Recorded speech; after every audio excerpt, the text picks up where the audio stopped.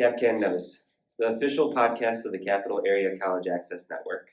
We are excited to engage the community in conversations about college access. I'm your host, Jack Felinski, an AmeriCorps Vista serving with CapCan. Joining me today is Dominic Violetta, fellow Vista and college advisor at the Wilson Talent Center, and our guest, Zach, a current student at the Wilson Talent Center. Let's get started. First of all, thank you so much for being with us here today, Zach. Of course, my pleasure. Thank you. For the past couple months, we at CapCan have been making a strong push to encourage students to apply to college. So I ask you, who's encouraging you in your own life to pursue a post-secondary education, and what are your thoughts about doing so? So obviously, like family, peers, and Mr. Violetta have been really pushing me to apply and go through the whole process of going into college. But for me, it's mostly self-motivated because I really want to go to school and I want to learn more things. So for me, I made sure I'm really pushing myself to get things done, and that's why I have not really much to worry about right now for the college process. Yeah. But I think that it's not that difficult, especially with resources. And other students really just have to reach out because there is resources available, and it's stressful, but it doesn't have to be. Exactly. And if you stay on top of deadlines and stuff like that, and you have that internal drive, like you were saying, to find those resources, it doesn't have to come down to crunch time to be oh, yeah. So you were part of CapCan's Summer Ambassador Program. What did you learn from the experience? What were some highlights? So first thing I want to say is that I absolutely loved the summer program. It was really, really fun. I didn't think it was going to be fun.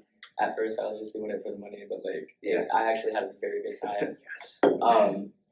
But the thing I learned about it is just I got to be prepared for what's happening now, which is the main thing that really helped me because being a first-gen college student, I had no idea what I was going to look forward to or what any of the processes were. I just knew that I wanted to go to college. I just had absolutely no idea what I was going to do. So the main thing that I had to focus on with the summer program is that we were learning about FAFSA and application process, and we were talking to staff of the universities that were in our area, and it was really beneficial to hear that it's not the cutthroat application process that they make it out in media. It's really just people want to see you succeed, and it's just finding the college where they're willing to take the time out and be focused on you. Exactly. And that was the main thing that I liked about the summer program. So I remember when we did our MSU trip as part of the summer program, you seemed really kind of taken by MSU and what they offered. Can you kind of talk about that? What did you think of that? Well, ever since I was a little kid, I've been a Spartan household, watching football games, watching everything. And I've always wanted to be a Spartan, but it was always that MSU is this crazy, super top of the top, best of the best school. I was told as a kid, if you're not getting A's, you're not getting into MSU, which isn't true, but it was helping me have that I guess inspiration to want to keep my grades up. But just the campus is huge, and it was weird because I thought, especially for that specific college, and what I touched on earlier is it's going to be cutthroat, and people are really, they're not trying to accept you. Yeah. But I got to talk to one of the staff members there who was he the dean of admissions? Terrence. Yeah, Terrence is nice. One of the nicest men I've ever met in my entire life. He was awesome, and he really he made it personalized and allowed me to really just take it all in because I've been to the MSU campus before just to watch a game or two. Yeah. But it's completely different with all of their different study halls, everything. Yeah. And it was really nice just to be able to walk around and see mostly everything. And that was the thing that I liked about it, is just having that that childhood dream come true of actually going to the campus and seeing everything and Yeah. seeing what it would be like to be a Spartan. For sure. When it comes back to applying, that's something that you can put like in your application, right? Is like, oh, I went to this program over the summer and I really liked it, because that shows to schools that you're doing your own like research and like reaching out to them, like trying to figure out what's the best fit for you. So that's awesome. It was pretty sweet. It was a great tour. Like Yeah. you got to see the cyclotron. Yeah. It was I asked a really fancy question that everybody Oh, would yeah. understand. it was like well, because your teacher here Yes. worked on the cyclotron. My engineering technologies teacher Yeah. last year, his name was Paul Gizzo, and he worked at MSU and helped develop the liquid lithium ion stripper. So I asked him if we could see it, and he was literally this guy. He had a PhD, like super Yeah. smart. I asked him this question, he was so taken back by it. He was just like, why did this junior just ask me this high-tech question? And I thought that was really funny. Did you get to see it? No, it's off limits, but it's a brand new lab and there's a lot of high-tech stuff that they don't want the public seeing. And it's probably not exactly safe. I mean, just the name of it doesn't exactly sound the greatest ever, but That's what's so cool about those big schools. It's like if you're a student there, you can work on those kind of like ridiculous sci-fi projects I that know, you're so and it's so interested much in. fun. It's so much fun. Cool. That's awesome. I had to do a little digression. No, digress away. But bringing it back to the Wilson Talent Center, what's new at the Wilson Talent Center? What are you making in class right now? So currently in my programming class that I'm in right now, it's Robots Week. Yeah. So we were tasked with building a robot that can pop balloons that are on the other team's robots. I'm a little bit eccentric Uh-huh. in the fact that I love making odd things that Yes, people wouldn't okay. think about. For sure. And so my idea was to create an omnidirectional robot that would have like a cage, and then at the top would be a propeller, Uh-huh. but on each end there would be circular saw blades attached to it, and it would just spin just really fast. Because I knew we weren't going to really have time or money for this project, so I was like, well, what's something simple, effective, and that would kind of scare people? Yeah.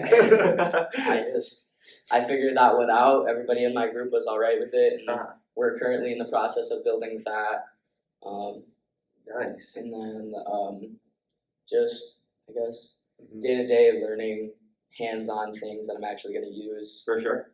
And I don't know, I really enjoy it here. Yeah. Can you talk about the value of hands-on education today? Because you're at the Wilson Talent Center to learn stuff about like actual applied skills in engineering, computer science, and I think from my conversations with you, that's a big thing that you're looking at in college was too. Like, will you be able to continue those projects on when you attend like a Kettering or Michigan State, and what does that look like? So yeah, just kind of talk about what that means to you. Hands-on learning is really, really important to me. I want to be an engineer when I grow up. So, in my opinion, there's no better way to learn, especially if you're in trades and industry, than to actually be able to go on hands-on, learn it, and get that feeling of just actually having it in front of you and being able to work on something. Because you can read all the books that you want, it's not going to be the same, and you're not going to learn like real life applications onto being able to create the model you design in SolidWorks or the model that you have in your head. You have to be able to have that hands-on, being able to visualize something while you're building it. For sure. And for colleges in my college search process, it was really important to me for them to have like workspaces that are available to students where you could just go there, they have equipment there for you, and you can just sit there and build stuff. I love building side projects. It's one of my favorite things. And being able to just have that escape, just sitting down, building something cool it's so nice for me, and it really helps me out. For sure. I got some stuff I got. Yeah, please do. You are always 3D printing stuff here. You are always working on some project here. And like, so I think this is an opportunity for you to sort of talk about like what you do here. And like, so like you made a working Iron Man helmet. You're always 3D printing something for your workshop at home too. I remember the other day when I came into your class and you were making stuff, they're like things for you to clip on your toolbox. So you put your Yeah. batteries for your power drill in. My battery mounts, yeah. Your battery mounts. Kind of, yeah. Once again, I really love making things. So one of the main things that I really want to do right now is build up my own workshop, which I'm surprised I'm able to call it a workshop at 17, but I'm very fortunate with what I've been able to accomplish in my time. I have tool carts, I bought a tool chest, I've got power tools and hand tools and all that stuff that I was able to buy just by working and everything like that. But here has been a great resource because I have access to the 3D printer and I have access to a lot of different building materials that I wouldn't normally just be able to go out and find. And one thing that's great about Wilson is that you can use them as a student. It's not like they're closed off and strictly for a certain class.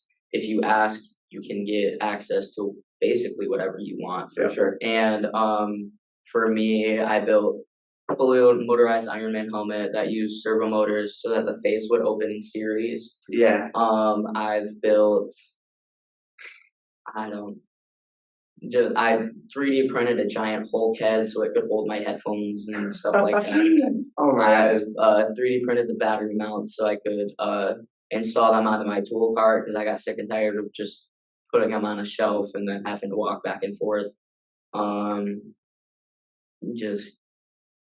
I built a bit holder that clips onto my drills. I built just, I guess, weird oddity things, boxes, storage containers, just anything and everything that would make like my building more efficient. Because I don't have time to really just sit around and just go back and forth. I'm a very efficacious person, so I want to get stuff done in a timely manner so that I can get homework or college application stuff or just hang out with my friends or all of the other responsibilities that I have between here at Wilson and my home school. I really wanted to make that process more efficient. For sure. And I'm working on the robot, obviously, but my main goal for the end of this year is to design a voice assistant, kind of like Siri, and it would be my own personal Jarvis. So I could implement it in the Iron Man helmet, and then using smart glasses technology, I'm trying to create a holographic overlay that would allow kind of like that whole Iron Man visual environment of like the boot up sequence and everything like that. I love movies. One of my things that I kind of want to do for a career is be a prop maker for the movie industry. And Iron Man's always been huge because he's dope, building cool tech. And that's one of the things that I really wanted to do. So just being able to like have my own Jarvis and my own Iron Man helmet that I can use when I please, it's really, really cool. And I love it. It sounds like when you're building stuff, you're not only building like stuff for like entertainment that you want to do, but you're also building stuff for like everyday use too, right? Like you were talking about like the boxes and all that too. And that's that's a passion of yours. You'd say like building this type of stuff. Yes. One thing that I was looking in for colleges is places with minors in artificial intelligence and wearable tech, because one thing that I'm interested in is I love helping people. So just something somebody can use, everyday use. It's something that you wouldn't normally think of. That's the type of thinking process that I'm normally in. So like for most people, they have like, I don't really know. For the people in like trades that I know of, they have their drill super unorganized. They have their entire shop is just crazy messy all of the time. Yeah. They've got to dig under stuff to find their batteries, and just having those little things like a drill station that I built, or having the battery mounts that I installed, or something like that. It's just easy just to be able to grab, use it in your thing, put back away. It takes 2 seconds, and that's the main thing that a lot of people struggle with. And I love being able to come up with ideas that smoothen that process. For sure, definitely. I want to make sure that I have I'm not muted. I don't think I It's am. green. Okay, we're good. Yes. Sweet. Okay, I'll cut that out. But I was like, before we go, That would have been anyways, I think you guys would have like Third time. you third would time? have Yeah. ganged up on me. Like, okay, so we'll go. Yes. So you have a lot of current passions and projects that you're working on. This is like when I think of you, I think of like all the cool stuff that you make, all the stuff you work on, and all the stuff you're involved in. Because you're in like at your homeschool, you're in like 5 clubs. You're capturing like 5. I gotta brag about my Yeah, kids. please do. So, and you're like the NTHS president here. So like you do again just a ton of stuff.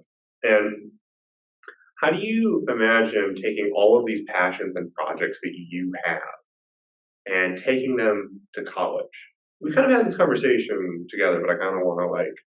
So, yes, as I said, I'm in a lot of different groups and activities, and the main thing that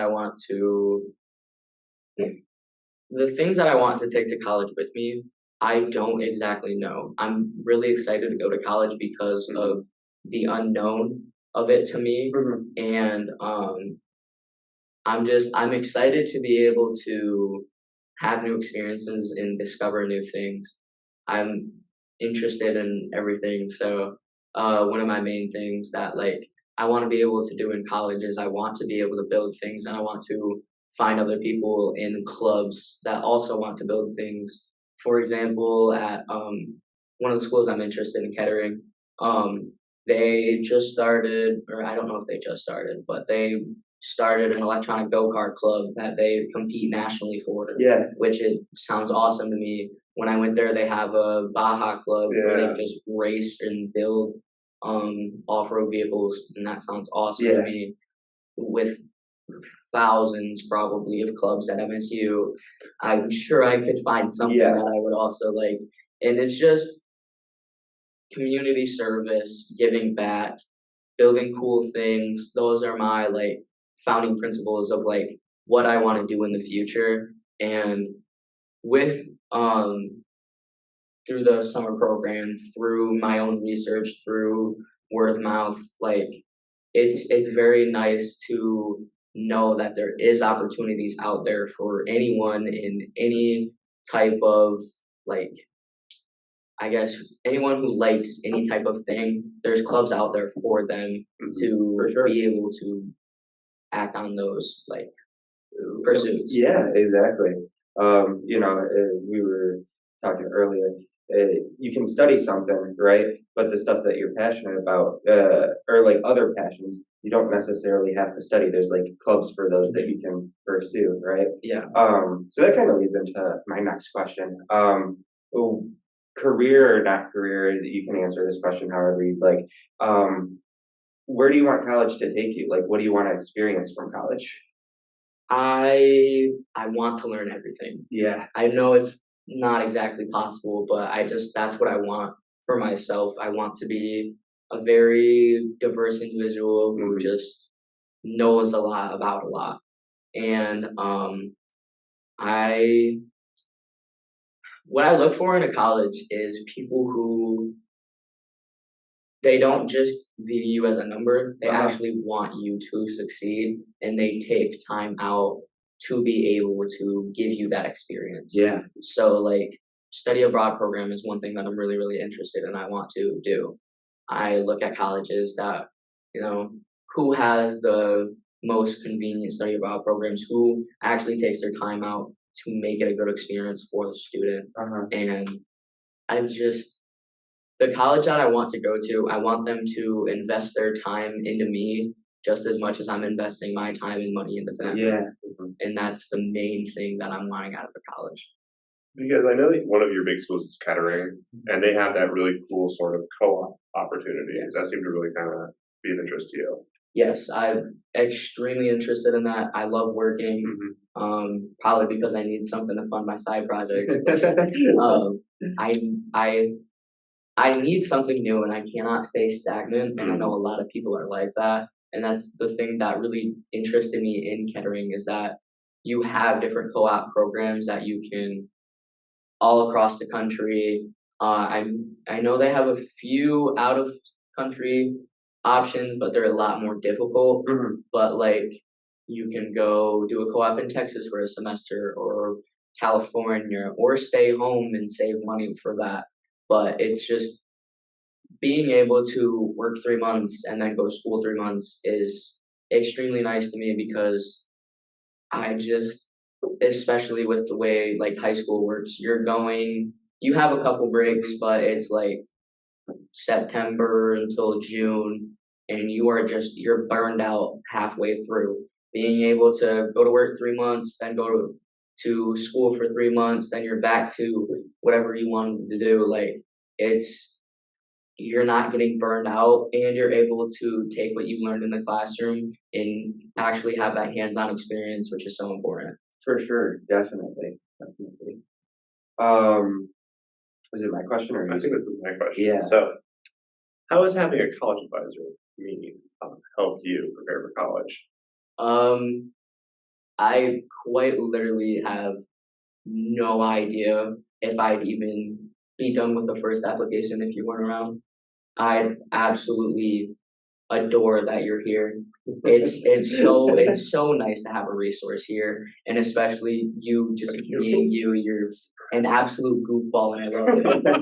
And it makes the whole thing so much easier to navigate around. And I wish there was more college advisors around because I know a lot of kids at my home school of Wesley, we don't have a college advisor, and we don't have kind of the resource like you are here. But it's so nice. And for how many of my friends and peers are just stressed out about the whole process, I try to help as much as I can because I do know a lot, and I try to spread information about how it's not that bad. Yeah. But it's such a stressful time, especially in an even more stressful time right now in a person's life. Yeah. So just being able to have an advisor as a resource is so nice. And I love just being able to talk about it because I probably meet with Violetta once a week, if not more, just about random questions that I have through the process. And not being able to do that, it would have stopped me so much, and I would have not wanted to continue with it. So just, I don't know, having that resource and Violetta just being a good human, it was so nice. Definitely. You're welcome. You were touching on something that I think, we always talk about students with their college applications, right? But sometimes we forget they have to do school on top of college applications too.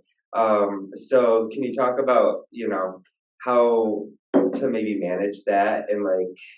It's something that I struggled with too for a solid month. I was not really doing my schoolwork in class so that I could fill out all the Common App and all of the application process things, and it hurt my grades a little bit. I'm back into the mode where I'm doing much better with it, but it can be overwhelming at times of the things that you have to complete. But the main thing that I think kids have to focus on is taking it one step at a time. It's a longer process, but being able to take it, like setting aside like a small little goal, like I'm going to write a paragraph of my college essay this week, or I'm going to answer the questions on the Common App for this college in particular.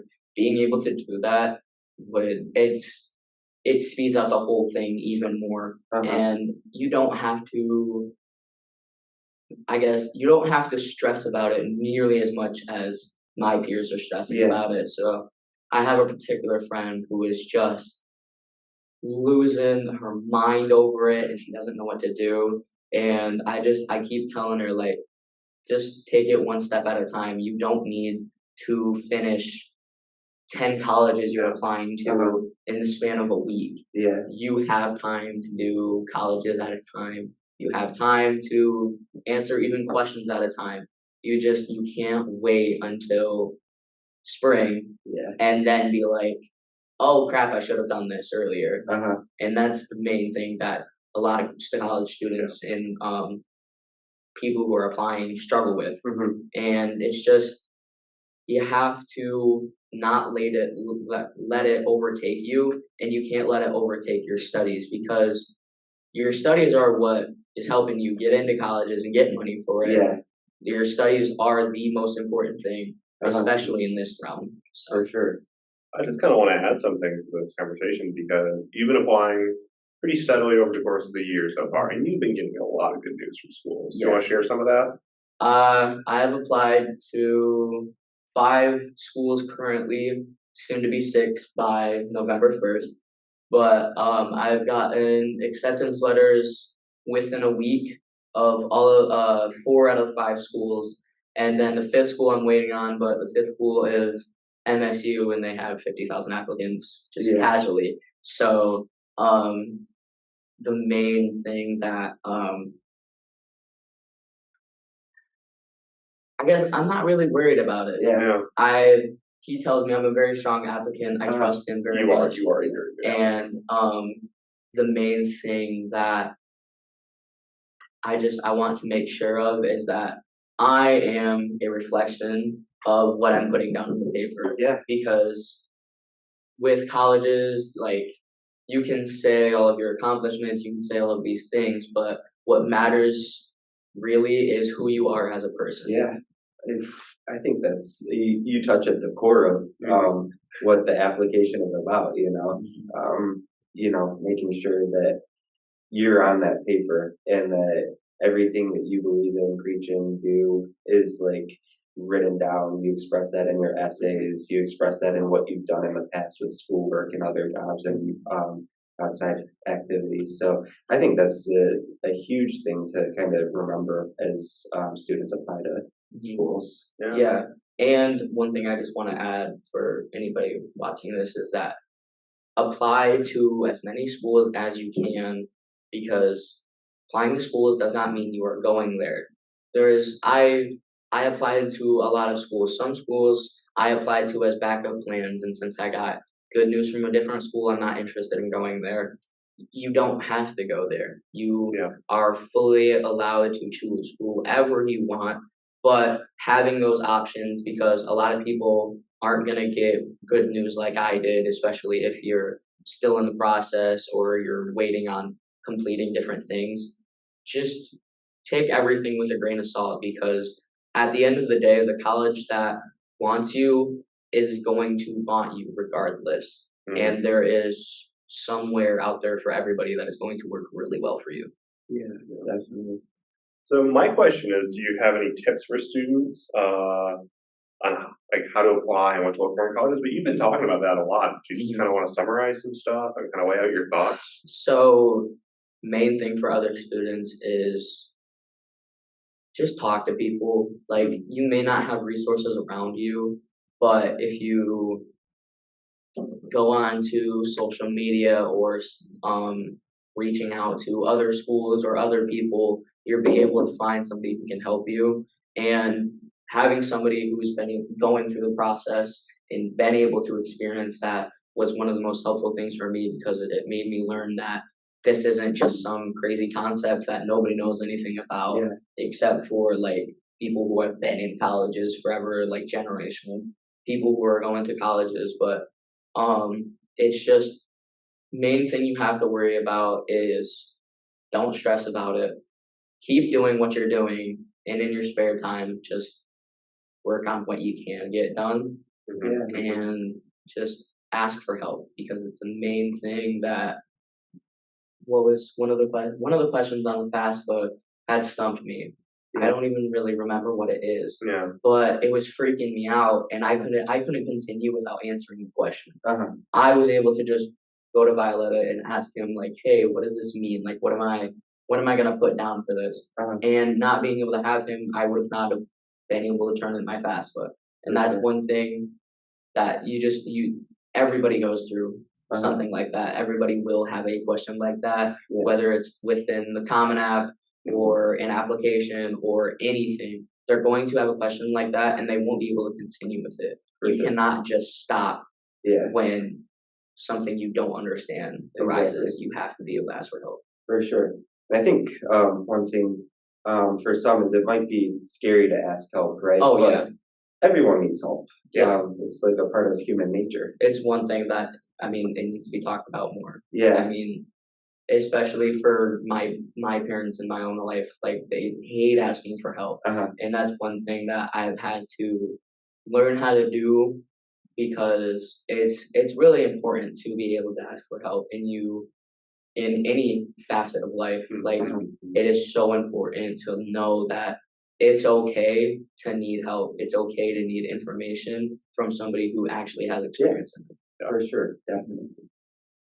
I remember when I was your age and I was working on these things, I remember being scared. Yeah. I remember that feeling of just like, Yeah. Especially on the FAFSA form. That's government. I don't want to play with them. I remember this. I remember sitting down with my family going, so I'm very aware of what you went through with that. I'm just like, I don't know what this question means. What do I fill it out? And yeah, so I totally get where you're coming from on that. For sure. So I think we're wrapping it up here. I've got one last question for you.